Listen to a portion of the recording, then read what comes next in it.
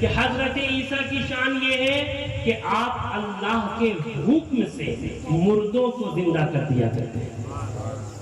بسم اللہ کہہ کر مردوں کو زندہ کر دیا کرتے. یہ تو حضرت عیسیٰ کی شان ہے.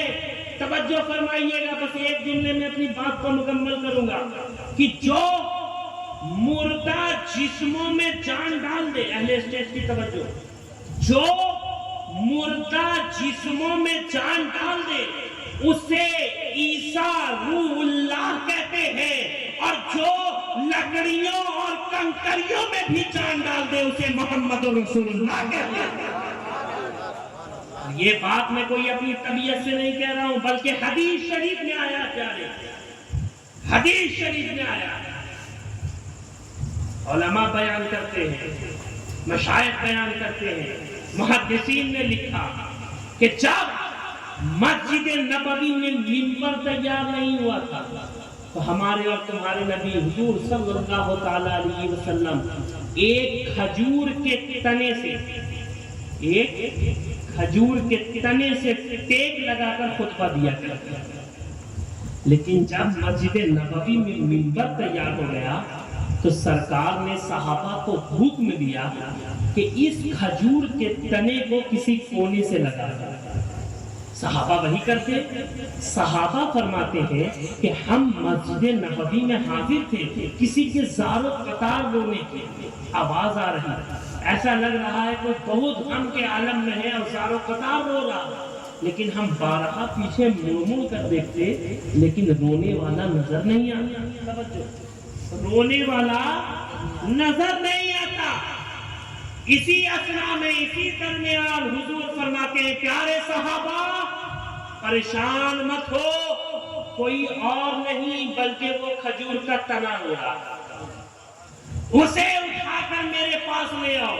صحابہ جاتے ہیں اور اس کھجور کے تنے کو اٹھاتے ہیں اور سرکار کے پاس لاتے ہیں. جیسے ہی سرکار اس کھجور کے تنے کو اپنی آغوش میں لیتے ہیں وہ کھجور کا تنا رونا بند کر دیتا ہے. اب قربان جائیے, ہم نے کیسا نبی پایا؟ تو ہم نے ایسا نبی پایا جو ایک کھجور کے تنے کو بھی تنہا نہیں چھوڑتا. تو ہم گنہگاروں کو تنہا کیسے چھوڑ سکتا ہے؟ ہم امتیوں کو تنہا کیسے چھوڑ سکتا ہے؟ تبھی تو شاعر مشرق قلندر لاہوری حضرت ڈاکٹر علامہ اقبال کہتے ہیں کہ محمد سے وفا تو نے تو ہم تیرے ہیں, یہ جہاں چیز ہے کیا لوح و قلم تیرے. بس اللہ کی بارگاہ میں پیارے دعا کیجئے, اللہ ہمیں جب تک زندہ رکھے مصطفیٰ جان رحمت کا غلام اور وفادار بنا کر رکھے. ہمیں بھی عشق بلالی کا صدقہ عطا کر دے, ہمیں بھی عشق اویس کرنی کا صدقہ عطا کر دے, جو ہر لمحہ, ہر آن, ہر وقت, ہر ٹائم عشق مصطفیٰ میں مچلا کرتے. آپ تو اولیاء اللہ کے غلامی کا دم بھرتے ہیں پیارے, غوث و خواجہ کا نعرہ بلند کرتے ہیں, شہباز و رضا کا نعرہ بلند کرتے ہیں, حضرت کلیمی سرکار کا نعرہ بلند کرتے ہیں, اور کرنا بھی چاہیے. لیکن ذرا ان کی زندگی کا بھی جائزہ لیجئے, ان کے بھی جیون کو دیکھیے, پڑھیے. وہ ہر لمحہ, ہر آن حضور کے عشق میں مست مگن رہا کرتا. جس طرح ایک قلندر رہا کرتا اسی طرح ہر لمحہ اللہ اور اس کے رسول کا ذکر کیا کرتا. آج تو لوگ ڈیوائیڈ ہو گئے, کوئی صرف اللہ اللہ کر رہا ہے, کوئی صرف رسول اللہ کر رہا ہے. لیکن نہیں پیارے, ہمارے اولیاء اللہ کا طریقہ رہا کہ اللہ کا بھی ذکر کر رہے ہیں, حضور سے بھی محبت کر رہے ہیں. اس لیے کہ بغیر عشق مصطفیٰ کے, توجہ فرمانا, بغیر عشق مصطفیٰ کے کوئی اللہ تک نہیں پہنچ سکتا, خواہ وہ کوئی ہو. آپ دیکھیے میں اور انبیاء کرام نے بھی ہمارے اور تمہارے نبی کا وسیلہ پیش کیا. حضرت آدم کی توبہ قبول ہوئی وسیلہ مصطفیٰ سے, حضرت نوح کی کشتی ڈوبنے سے بچی وسیلہ مصطفیٰ سے. آج جو لوگ وسیلے کا انکار کرتے ہیں ذرا انہیں بھی تو اہل سنت کے علماء کے درمیان لائیے. آج کل سوشل میڈیا کا زمانہ ہے, انسٹاگرام ہے, فیس بک ہے, فلاں ہے, ڈھمکا ہے, یوٹیوب ہے, ہر طرح کے لوگ ہیں. کوئی بھی کچھ بولتا ہے آپ ان کی باتوں میں آ جائے، نہیں، آپ کو اگر کسی طرح کا بھی ذہن میں سوال ابھرے، کوشچن آئے، پرشن آئے، آپ فوراً اہل سنت کے علماء کی طرف رجوع کیجیے۔ خدا کی عزت کی قسم ہر چیز کا سودا کر لیجئے گا، لیکن اپنے عقیدے کا سودا مت کیجیے۔ اس لیے اگر عقیدہ صحیح رہے گا تو آپ یہاں بھی کامیاب رہیے گا، وہاں بھی رہیے گا۔ اللہ تبارک و تعالیٰ قرآن مجید میں ارشاد فرماتا ہے ان الذین آمنوا وعملوا الصالحات سیجعل لهم الرحمن ودا، کہ بے شک جو ایمان لائے اور عمل صالح کیے تو ان قریب میں ان کی محبت لوگوں کے دلوں میں پیدا کروں گا، میں ان کی محبت لوگوں کے دلوں میں پیدا کرنا دوں گا۔ آپ تو اولیاء اللہ کے مستانے ہیں، چاہنے والے ہیں، لوگ خواجہ کے بھی در پر جانے سے روکتے ہیں، غوث اعظم کی بھی بارگاہ میں جانے سے روکتے ہیں، اولیاء اللہ یہاں مت جانا، وہاں مت جانا، جانے سے کیا ملتا ہے؟ آپ کہنا وہ ملتا ہے جو کہیں اور نہیں ملتا۔ وہاں تو ہر وقت رحمت الہی کا برسات ہوتا ہے، وہاں تو ہر وقت اللہ کی رحمتوں کا نزول ہوتا ہے۔